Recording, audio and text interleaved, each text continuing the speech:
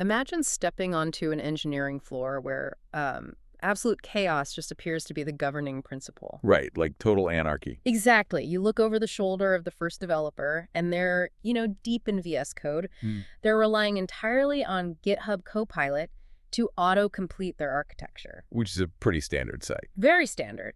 But then you walk over to the next desk, and that developer hasn't even touched an IDE all day. They're just living in the terminal? Just strictly in the terminal, firing off these really complex reasoning prompts to Claude Code. Oh, wow. Yeah, and then you check on the tech lead and they've got Cursor open and they're running massive queries against the code base-wide context. And from a traditional engineering management perspective, that looks like an unmitigated disaster. Oh, an absolute nightmare. I mean, you have three distinct tools with completely different interaction models, right?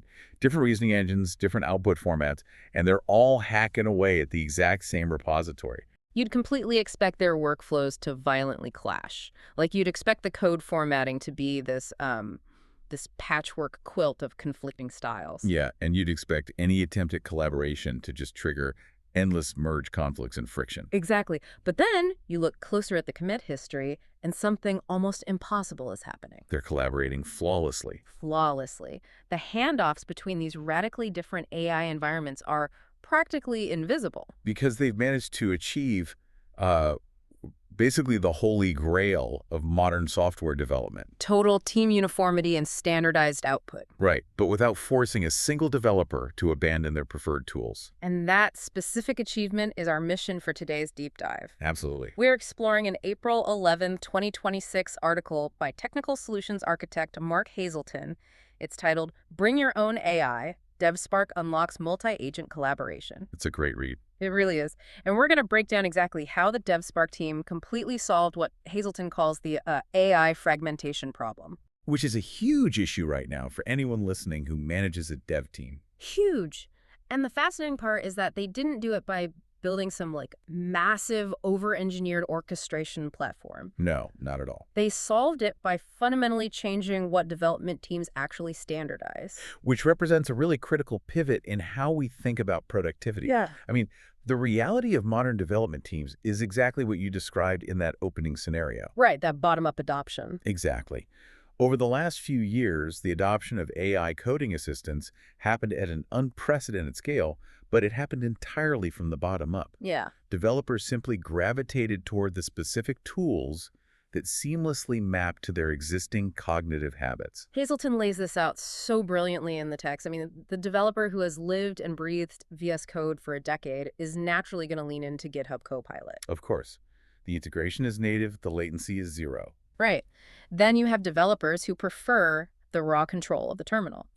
They pull in Claude Code because, as Hazelton points out, when you are trying to untangle a deeply complex, multi-layered architectural bug. Claude's step-by-step reasoning capabilities are just incredibly tough to beat. Exactly. And then consider the third developer, right? The one evaluating Cursor. Yeah, Cursor's a whole different beast. It is. Yeah. Once a developer experiences Cursor's ability to maintain context across an entire massive code base. Like where it can trace a variable through 10 different files. Right, and just refactor it holistically. Once they see that, they rarely want to go back to a standard editor. No, they don't. So you end up with highly capable developers wielding incredibly powerful yet completely isolated tools. And that isolation is where the problem starts. Let's actually unpack the mechanics of that friction. Because eventually, a team operating like that has to build a shared workflow. They have to sync up eventually.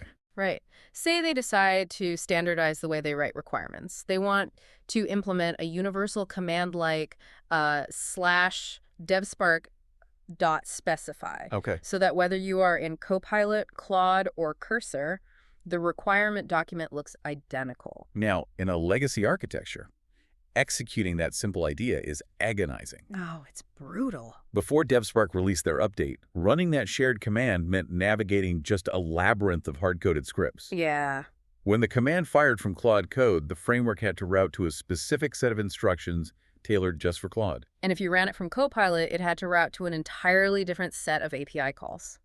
Okay, let's unpack this so you end up with routing logic that is just littered with these brittle conditional statements, like Okay. if Copilot, format the payload this way. If Claude, parse the response that way and write to this specific directory. Exactly. It's like claiming you have a unified global rail network, but at every single border crossing, a massive crane has to physically lift the train cars off one set of tracks. And drop them onto another because the gauge is completely different. Yes, it's an absolute And nightmare. that's a really apt way to describe it. And it mirrors the vegetarian-friendly analogy Hazelton uses in the article. Oh, I love that part. Yeah, he notes that the previous iteration of their framework claimed to be multi-agent capable in the exact same way a restaurant claims to be vegetarian-friendly, just because the chef is willing to pick the chicken out of your salad before serving it. Right. I mean, it's technically functional, but architecturally dishonest. Exactly. You're just retrofitting a broken system and hiding the technical debt from the user. And that technical debt carries a massive operational cost, doesn't it? Massive.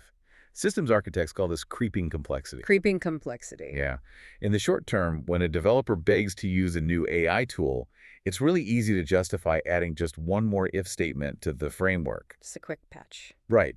But at scale, it is an unmanageable maintenance trap. I mean, the AI market is iterating so fast that new agents drop monthly. Oh, totally. If your framework requires you to audit and rewrite 50 different routing scripts every time you support a new tool, your framework is obsolete by design. Which totally explains why DevSpark completely gutted that approach. They rebuilt the core architecture of their ASLCD framework. Which stands for Automated Software Lifecycle Development. Right, thank you. They rebuilt it around one radical, basically non-negotiable design principle. Which is that no AI agent should be privileged in the framework's own code. Wow. That shifts the paradigm entirely. It really does. The framework itself becomes completely agnostic. It doesn't know and it doesn't care if the prompt is coming from Copilot, Claude, or some bespoke internal tool. But to accomplish that, the solution they implemented feels almost, I don't know, suspiciously simple. Suspiciously simple is a great way to put it. Because they created a centralized agent registry, it's literally just a single JSON file called agentsregistry.json. And that single file replaces the entire labyrinth. See, I have to push back on that, though. Okay, go for it. We are talking about ripping out massive amounts of conditional branching logic. So, thousands of lines of custom routing protocol. Thousands. And replacing it with a JSON file that Hazelton says is, what, basically 3 lines of code per agent? That's right, just 3 lines. I mean, how does that actually work? If you delete all that routing logic, the framework still has to know how to talk to the tools. How does dynamic configuration actually replace deep structural code? Well, it works through a rigorous application of the shim pattern, combined with dynamic dependency injection. Okay, break that down for me. So the registry file itself is incredibly lightweight because it doesn't actually contain any logic. Right. It simply points the framework to 3 critical pieces of information for any given agent. The file path, where that agent's specific shim lives, the I/O format it expects, and its command aliases. So they took all those platform-specific API quirks, isolated them into individual shims, and just Pushed them to the absolute edges of the framework. precise. Wow. The core framework just reads the registry dynamically at runtime. When a developer types /devspark.specify, the framework simply checks the registry for the current environment's shim and executes it. So the branching logic doesn't even exist anymore. Nope, because the framework never asks, which tool is this? It only asks, where is the configuration for this environment? That's incredible. Yeah, adding support for a new AI tool next week requires 0 core code changes. You just drop a shim in a folder and add 1 line to the JSON registry. Okay, that is an incredibly elegant decoupling. So instead of updating the entire nervous system, you're just plugging a new adapter into a universal outlet. Exactly. But the true test, though, is how this actually behaves under the stress of daily engineering. Right, theory versus practice. Yeah, and Hazelton maps out a very specific narrative to prove this works, a single ticket moving through a 3-person team. Let's walk through that, because watching this specific workflow play out is where the theoretical architecture translates into undeniable productivity. Okay, so step 1 is the spec. Right.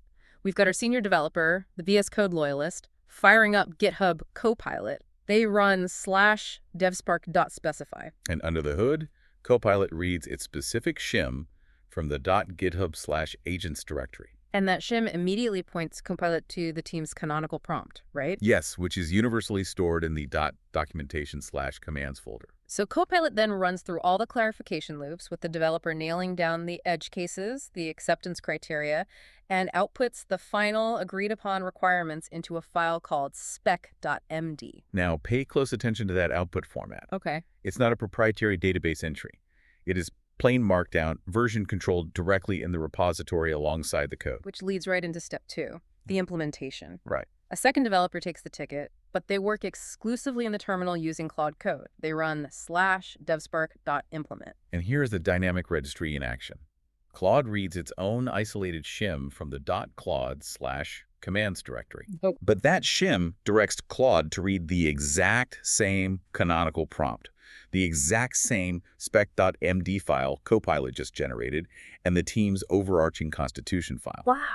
Claude processes all of that context, generates the architecture, and writes the code. Then we had step 3, the review. Right. The tech lead opens Cursor and runs /devspark.prereview. Cursor looks at its registry entry, finds its shim, ingests the exact same constitution and spec, and reviews Claude's code against the original requirements defined by Copilot. The ticket traversed 3 entirely different AI ecosystems. Yeah. And the underlying framework didn't skip a single beat or require a single manual translation. Here's where it gets really interesting, though. The truly fascinating part of this handover isn't the complex AI orchestration. What do you think of this? The hero here is plain, boring Markdown. Oh, absolutely. I mean, it's the ultimate linguistic lowest common denominator. It's like finding a Rosetta Stone that every single advanced civilization somehow already knows how to read. Because every AI tool on the market processes plain text natively. Exactly. DevSpark realized that everything else, the shims, the registry, the routing, is just a thin, disposable adapter sitting between the developer and the Markdown text. By standardizing on text-based specs and constitutions, they ensured that the tools themselves are entirely replaceable. Right. No one on that 3-person team had to call a sync meeting to negotiate which IDE they were going to use for the sprint. Right. The governance structure made the local tooling choice utterly irrelevant to the global output. Utterly irrelevant. If you are listening to this right now and you lead an engineering organization, this probably hits very close to home. Because right now, leadership teams are paralyzed by this exact dilemma. Oh, they are. They're running isolated pilots, 50 seats of Copilot here, a dozen Cursor licenses there. Staring at productivity metrics. Yeah, desperately trying to figure out which single AI tool they should force the entire company to adopt. It's the standard enterprise playbook. Procurement wants a single vendor, IT wants a single security surface, so management tries to pick a winner. But Hazelton argues vehemently that this approach hides a massive invisible tax on your engineering velocity. Right, because if you wire your CI/CD pipeline, your testing suites, and your documentation protocols exclusively to one specific agent, you've built an incredibly fragile system. Very fragile. If that vendor deprecates an API endpoint, or if your CFO decides to switch vendors at renewal time, your entire development pipeline shatters. You've tightly coupled your enterprise velocity to an external dependency over which you have zero control. But playing the devil's advocate for a moment, Sure. Isn't standardizing on one tool just vastly more efficient from an operational standpoint? Like, if fragmentation causes so many headaches, wouldn't a CTO be totally justified in saying, listen, we don't have the bandwidth to maintain shims and registries for 4 different tools. Everyone uses Copilot, end of discussion. If we connect this to the bigger picture, Hazelton warns that this is a classic organizational own goal. How so? You might achieve uniform tooling, but you do it at the direct expense of developer productivity. Oh, because you strip away the environments where they actually do their best work. Exactly. Software engineering is highly, highly idiosyncratic. Developers build intricate mental models of their environments. Right. If you have a senior engineer who is demonstrably faster at resolving database deadlocks in the terminal using Claude, dragging them into a VS Code GUI just to satisfy an IT compliance checklist. Is actively destroying the ROI you were hoping to get from the AI in the first place. Precisely. So that 3-line agentsregistry.json file is a lot more than a clever coding trick. It fundamentally shifts the entire leadership conversation. It really is. The boardroom debate stops being which AI tool do we standardize on and becomes what governance do we standardize on. And that distinction is the entire crux of the DevSpark philosophy. You standardize the spec.md. You standardize the team constitution that dictates your error handling protocols. You build shared standards that are completely blind to the software reading them. Once you establish that governance layer, bring your own AI transforms from a chaotic shadow IT nightmare into a highly secure first-class capability. It future-proofs the organization. The plain text requirements you finalize today are guaranteed to be readable by whatever mind-blowing next-generation AI agent gets released 3 years from now. Exactly. You just write a new shim, update the JSON file, and the legacy workflow remains perfectly intact. But, Hazelton is very careful to issue a reality check here. He doesn't pretend this architecture is a magic wand that vaporizes all the friction of multi-agent workflows. No, it's crucial to understand the boundaries of this solution. The registry cleanly eliminates the structural friction of coupling code to a tool. Right. But it cannot eliminate the behavioral friction that happens when different AI models interact. He specifically points out the differing personalities of these tools. Even when Copilot and Claude ingest the exact same plain text markdown spec, they do not produce identical outputs. They have fundamentally different weights, different reasoning pathways, and different architectural biases. And nowhere is that variance more apparent than in how they handle ambiguity. Oh, yeah. If a specification is slightly vague on, say, how an API should respond to a timeout, one model might confidently hallucinate a standard retry loop and just commit the code without a second thought. Right, while another model, perhaps Claude, might analyze that same vagueness, halt the implementation, and explicitly prompt the developer for clarification on the timeout parameters. And that behavioral variance introduces a layer of unpredictability. Definitely. The shared spec acts as the contract, and the team constitution acts as the rulebook. But the interpretation of those documents still heavily depends on the AI's native tendencies. Hazelton notes that right now, their pull request review process using Cursor to inject the constitution and audit the code is successfully acting as a safety net. Catching the edge cases where an AI's assumptions violate the team's standards. Exactly. But scaling that safety net across hundreds of developers working on millions of lines of code remains an active experiment. It does. Which naturally brings up the massive glaring vulnerability in this whole setup. A future-proofing. Right. So what does this all mean for the future? Is this 3-line elegant solution actually going to last? Or is DevSpark just building a very clever bridge to get us through a temporary chaotic phase of the AI market? Well, this raises an important question, and Hazelton tackles that limitation head-on. Okay. The entire ASLCD framework rests on a single load-bearing assumption that every major AI agent will continue to read plain markdown text and follow linearly structured prompts. Now, for the current generation of large language models, that assumption holds. Oh, right. They're essentially highly advanced text prediction engines. Text is their native language. Yeah. But the bleeding edge of AI research is moving rapidly. What happens when AI tools inevitably diverge in their fundamental capabilities and not just their output formats? What do you mean? Well, what if the dominant AI coding assistant of 2028 doesn't rely on text prompts at all? Oh, wow. What if it requires direct ingestion of multidimensional vector embeddings representing your live production traffic and system architecture? Right. If the basic interaction model shifts from reading a markdown file to absorbing real-time vector math, a 3-line registry pointing to a text shim isn't going to cut it. Exactly. The framework would require a massive architectural evolution. Yeah. And Hazelton is highly transparent about this.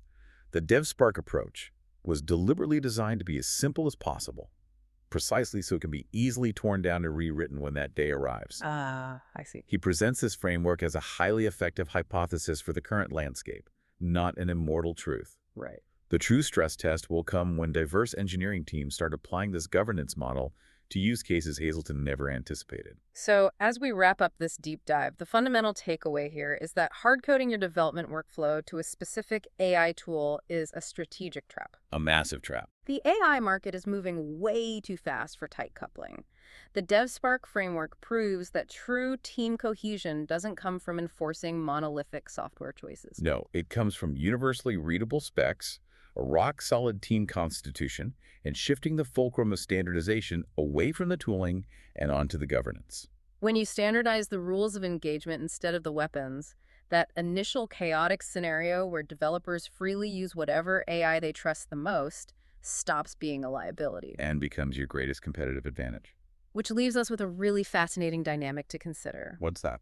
Right now, engineering teams are focused on standardizing the output, making sure the code works and the formatting matches. Right. But as these different AI agents continue to develop distinct reasoning styles Right. and unique quirks in how they interpret instructions, how long will it be until your team's shared governance has to evolve again? That's the real question. How long until that JSON registry isn't just pointing to a tool, but fundamentally dictating how the AI is allowed to think and reason about your codebase? That is the frontier we are rapidly approaching. And it's going to redefine what it means to be a systems architect. Something to think about the next time you fire up your favorite coding assistant?